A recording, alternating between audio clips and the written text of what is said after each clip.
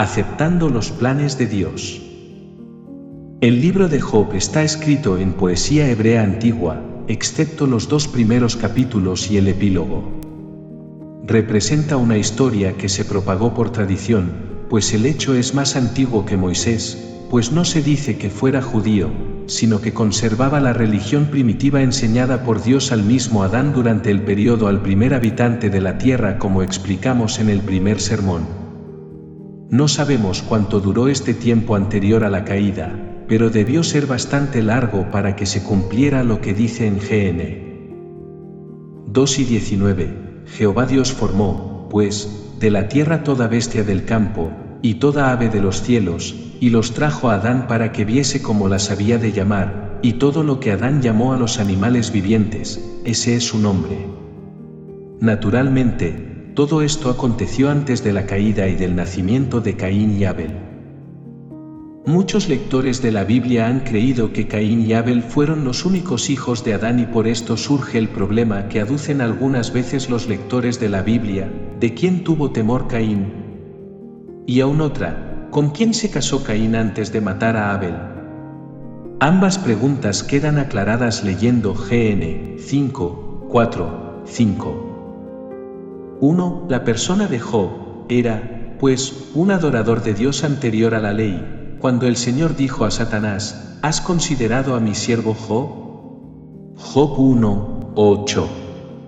Tenía 7 hijos y era tan temeroso de Dios que intercedía por ellos, temiendo que en sus banquetes o fiestas hubiesen ofendido a Dios.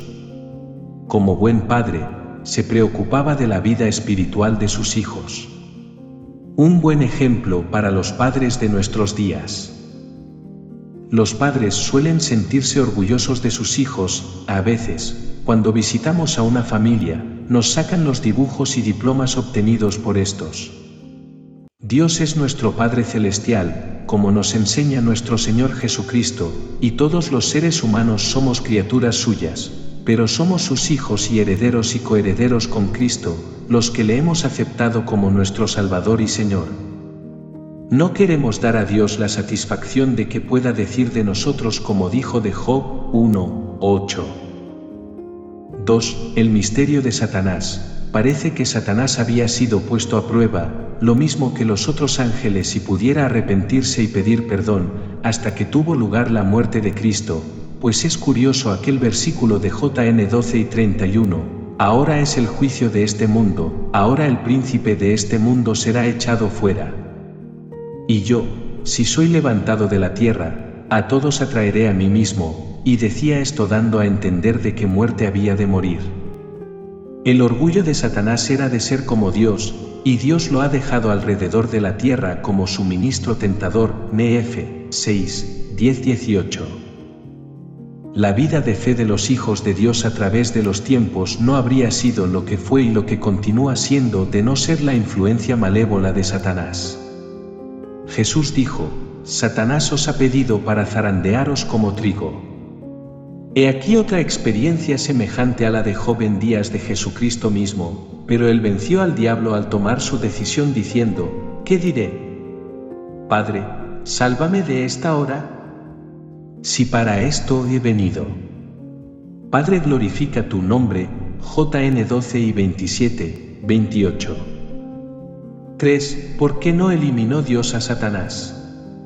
Esta es la pregunta que me han hecho muchas veces, pero siempre he contestado que Dios no es un dictador. El salmista dice, tu pueblo lo será de buena voluntad en el día de tu poder, Sal 110:3. Los ángeles obedientes fueron probablemente probados también y decidieron que la voluntad de Dios era lo mejor, pero no así Satanás. Todavía no está confinado en el abismo, pero está ya condenado, pues lo que hizo durante el tiempo de la humillación del Verbo de Dios, no tiene perdón. Vencer al diablo por un acto tan grande de amor como lo que Dios hizo cuando envió a Jesucristo al mundo, es la mayor manifestación del carácter de Dios. Vencer al diablo y a sus secuaces por la fe y amor al invisible, es nuestra respuesta a su gran amor. Cuando le amamos con algún notorio sacrificio, estamos venciendo nuevamente a Satanás y desacreditando su rebeldía.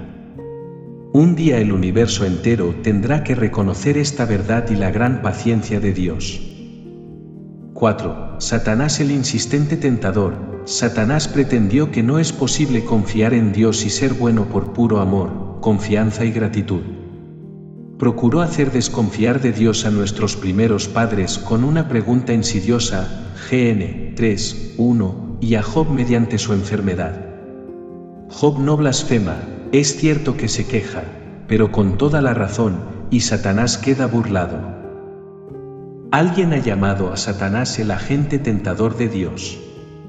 Parece que todos los ángeles de Dios tuvieron su tiempo de prueba y unas 2/3 partes quedaron obedientes al Creador, agradecidos por el hecho de su existencia. Pero Satanás se propuso suplantar a Dios subiendo al mismo cielo y haciéndose pasar como Dios. Mis 14:12-14. 5. Satanás se halla sujeto a Dios.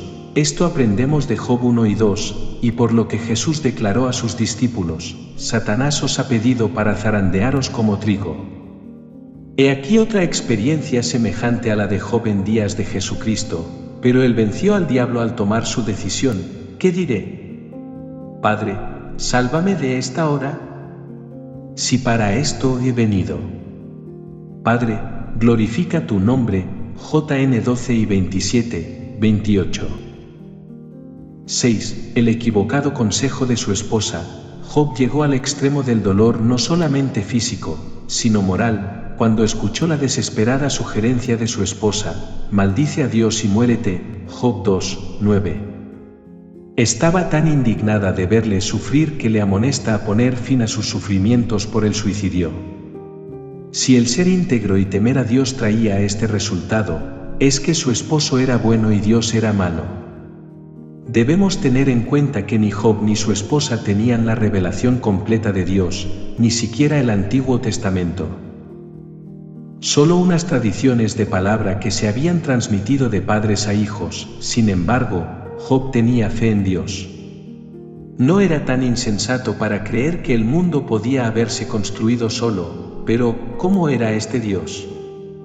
La tesis de Job, por fe, con mucho menos fundamento que nosotros, era de que Dios es bueno, aunque él no hubiera podido entender sus caminos. Ella habría disfrutado con que Job hubiese blasfemado o se hubiese atado una cuerda al cuello y saltado de un árbol al aire y acabar de sufrir. Su tesis era: ya que Dios permite que sufras, dale un bofetón moral de palabra y por un hecho irreparable.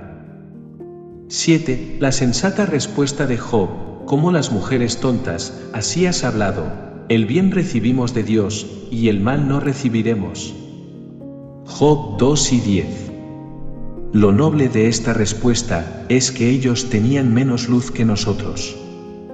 No tenían las promesas de Jesucristo para la otra vida, sin embargo, se empeña en considerar a Dios bueno, contando con su propia experiencia comparativa de su prosperidad anterior. 8. Dios premió esta fe y terminó la prueba. Se cree que tendría unos 70 años y sabemos que vivió 140, así que había vivido 69 gozando el bien, entonces son 69 contra 1, si esta fue la largura de la prueba.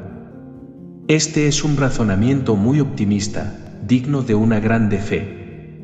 ¿Habríamos razonado nosotros de esta manera sin tener las promesas de Jesucristo respecto a la vida venidera ni el ejemplo de los que han sufrido tormentos y aun la hoguera en las persecuciones primitivas y de la Edad Media por la fe en un invisible Señor?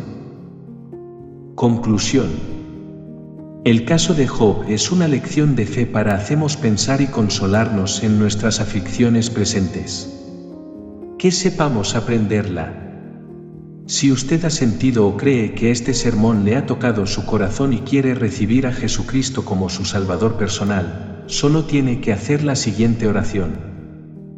Señor Jesús, yo te recibo hoy como mi único y suficiente Salvador personal. Creo que eres Dios, que moriste en la cruz por mis pecados y que resucitaste al tercer día. Me arrepiento, soy pecador. Perdóname, Señor. Gracias doy al Padre por enviar al Hijo a morir en mi lugar. Gracias, Jesús, por salvar mi alma hoy. En Cristo Jesús mi Salvador. Amén.